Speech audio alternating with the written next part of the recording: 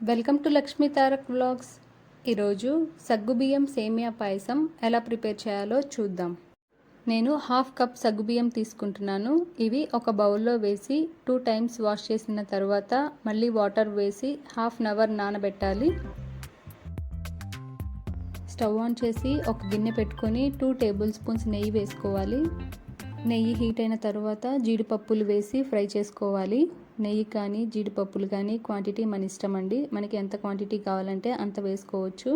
నెయ్యి ఎక్కువగా వేసుకుంటే పాయసం టేస్ట్ చాలా బాగుంటుంది.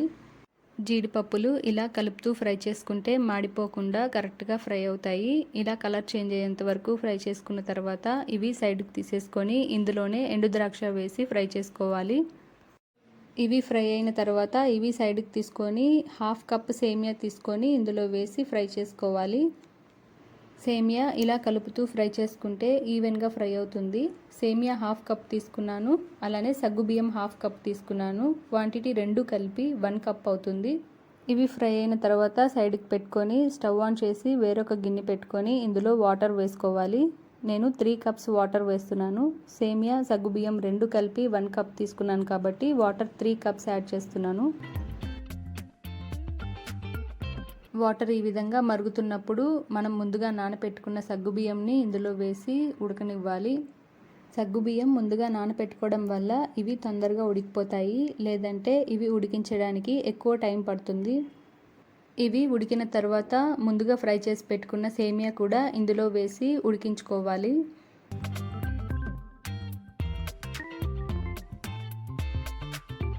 సేమియా కూడా ఉడికిన తర్వాత ఇందులో 5 లేదా 6 యాలకులు తీసుకొని పొడి చేసి వేసుకోవాలి.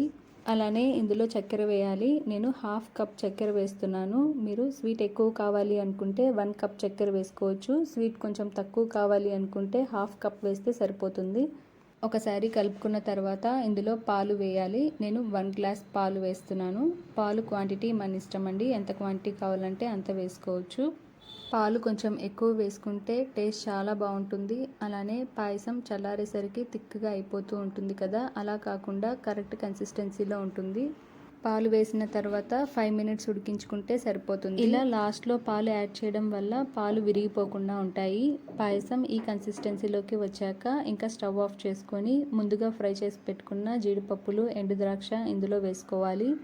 ఇంతేనండి, సూపర్ టేస్టీగా సగ్గుబియ్యం సేమియా పాయసం రెడీ అయిపోయింది. ఇంకా సర్వ్ చేసుకోవడమే. ఇది చాలా మంచి హెల్దీ స్వీట్ రెసిపీ అండి. పాయసం అంటే ఇష్టపడిన వాళ్ళు ఎవరూ ఉండరు. మనకి స్వీట్ తినాలి అనిపించినప్పుడు అప్పటికప్పుడు ప్రిపేర్ చేసుకుంటే ఈజీగా ఒక హాఫ్ అన్ అవర్లో రెడీ అయిపోతుంది. తప్పకుండా అందరూ ట్రై చేసి చూడండి. ఈ వీడియో మీకు నచ్చితే లక్ష్మీ తారక్ వ్లాగ్స్ని లైక్ చేయండి, షేర్ చేయండి, అలానే సబ్స్క్రైబ్ చేసుకోండి. పక్కనే ఉన్న బెల్ ఐకాన్ని క్లిక్ చేసి యాక్టివేట్ చేసుకోండి. నేను ఏ వీడియో అప్లోడ్ చేసినా వెంటనే మీకు నోటిఫికేషన్ వస్తుంది. Thanks for watching.